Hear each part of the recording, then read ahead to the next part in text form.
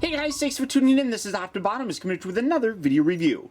And today we're going to be taking a look at ERIN GILBERT from the new 2016 Ghostbusters. For the package, you've got this really nice Ghostbuster text here along the side, as well as the kind of classic Ghostbuster logo right there. You have this open window that allows you to see the figure, as well as the accessories for creating the Collect and Connect Rowan figure. You got Ghostbusters at the top, and then you got the nice cool slime look going all the way around. You got the little warning stripe here, which is very similar to the different paint applications on her suit. You can run here to the back, and you have a full image here of Rowan, and it says collect all 4 figures to build them. And you have Abby Yates, ERIN GILBERT, Jillian Holtzman, and then Patty Tolan. And you can see that Jillian here comes with the torso, and then Patty comes with the head. ERIN obviously comes with the 2 legs, and then Abby came with the 2 arms. So really nice packaging on here. And again, I talked about this in my review for Abby itself. Regardless of what you think about this film, none of us have seen it as of right now. So we don't know if it's going to be good at all. And just hating it for the sake of hating it, in my opinion, is completely pointless. It may be a bad movie, but it may also be a good one. But what is actually really cool is seeing Ghostbuster toys on store shelves again, and actually hearing kids talking about Ghostbusters. This new movie is basically doing for Ghostbusters what I hope the original 2007 Transformers movie did for Transformers. Made it, popular again. And in my opinion, that is just a good thing. But for the packaging, that's about it for her. So without further ado, let's get her out here and see how cool she actually is.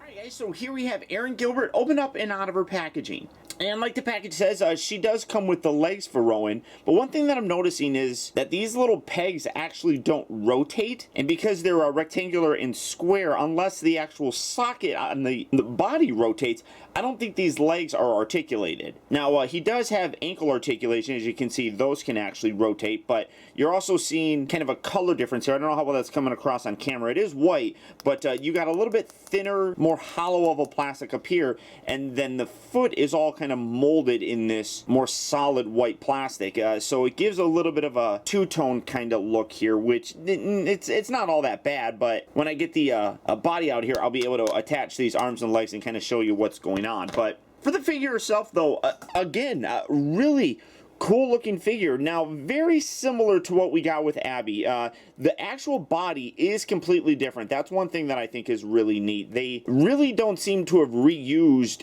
anything other than the proton pack. The arms are smaller, the torso is molded differently, even the pants have pouches in different spots and things like that.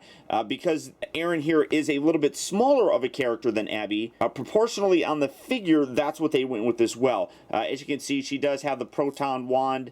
That, like I said, is the exact same. You can rotate this around, you can peg this here on the actual back, you can lift these arms up, and like I talked about in that review for Abby, these proton packs are removable, which is cool. You kind of have to be careful though, because as you can see, she does have a little bit of a ponytail here, so you do have to be a little bit more careful when you're getting hers off than you did with Abby. It's a little bit trickier, to be totally honest, because you got 3 points that you kind of have to keep your eyes on to pull this up. But as you can see, just fiddle with it a little bit, get that over, there we go, and then slide it out just like that. And again, real great detail, setting her kind of back up here so she's just kind of chilling. Real great detail on the actual proton pack. You can see mold wise, it is really nice, but it is definitely lacking some paint applications. I really would have liked to have seen at least, the centerpiece have some red put in there, because that's a very kind of noticeable look on it. But you can see that there's little red and blue buttons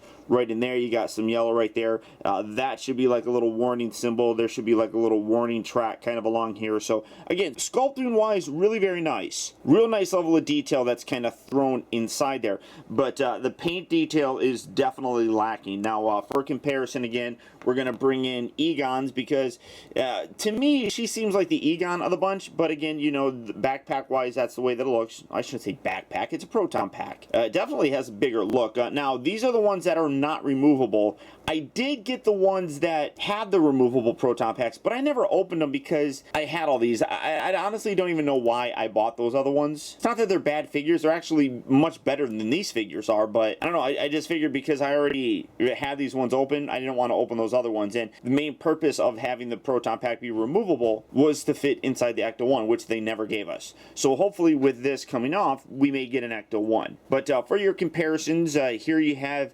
Egon next to Erin, and again, I mean, obviously there's a size difference. You can see some similarities in terms of the jumpsuit. Obviously, these have the little, reflective kind of bits on there, but, you got the patch on the right arm with the Ghostbuster logo. You got her wearing a belt. I kind of wish that they had a little bit more, I guess, like accessories kind of hanging off the belt, but at least in terms of the trailer, it seems like a lot of extra stuff is actually built into the proton pack, which is kind of cool. Now, you got the PKE meter that, if you wanted to, I mean, it doesn't come with a lot of accessories, but you could have her hold that if you want. So if you have an extra, meter or something like that, you can do that. Or if you bought the San Diego Comic-Con version of Egon, where he's wearing his courtroom scene, the suit, I guess, he came with a ton of extra accessories that maybe you can mix and match and use in case you don't use them for the actual original Ghostbusters. You can use them with the new ones. But figure-wise, again, like I said, really very nice. I like the fact that proportionately things are different and much more accurate. Now, some people complain about the face on her. Again, I don't really think it's all that bad. It's definitely a retail figure and doesn't completely have a likeness to the actress, but I don't think it's really all that bad. Her eyes are a little bit janky. You can see they're kind of looking in, a little bit more of a wide open look, and they're a little bit crooked, kind of. Maybe, the figure's a little bit crooked, but it's not all that bad. You can see that she's got some pink lipstick. I do like how they, like I said, actually molded in a little ponytail there, but overall, really very nice. When I get all of these out here, I'm going to show you a full comparison. Some of the biggest differences that you'll notice are the sleeves here, but overall, real nice sculpting on the figure itself. I like the little silver bits on the different parts on the actual suit, kind of giving that, warning stripe kind of thing. But in general, pretty good looking figure, if you ask me. Now, for her articulation, it is the same as all of them. She does have a bit of a ball joint. It's a little bit lower, but again, because of the way that the collar is, you mostly just get her looking left and right. I mean, you kind of can wiggle it a little bit, but it doesn't hold a pose or anything. She's got pin hinge joints here for the shoulders, so they pin in, allowing you to fully rotate them, and then you got the hinge that allows you to move them up and down. That's the same type of joint system that's here at the elbow, so you can move that forward and back. You can rotate that all the way around.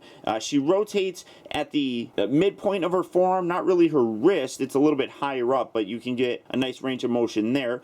The waist does rotate. You got these funky joints down here that allow you to move it forward and back. It's like a swivel, and then it's got a hinge right here that allows it to go in and out. She's got a rotation here at the midpoint of her thigh, a bend here at the knee, and then the ankles do look ridiculous when you're moving them around. This one here actually does have a little bit more ankle tilt than Abby actually did, and that's something that I've noticed on a lot of the figures. Some of them have it better than others, so I don't know if all of them have it or just some of them do, but either way, you do have that bit of articulation here on Erin. So really, in general, like I said, really happy with how this figure turned out. She looks cool, and I mean, hate the movie. I don't really have much of a hatred for the movie because I haven't seen the movie. It may be a good movie, it may be a bad movie, but I think in terms of the figures, they look pretty cool. It's good seeing Ghostbuster figures on shelves again. And I'm excited. I genuinely am excited to see the film and see how it comes out.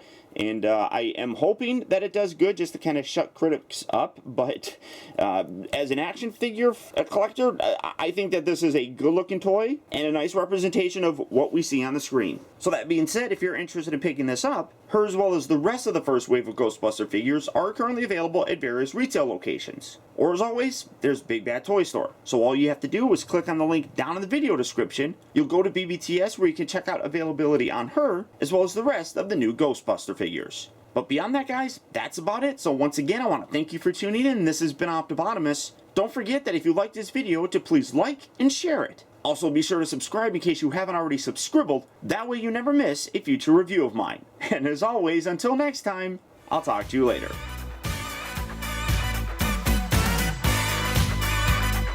I ain't afraid of no ghosts.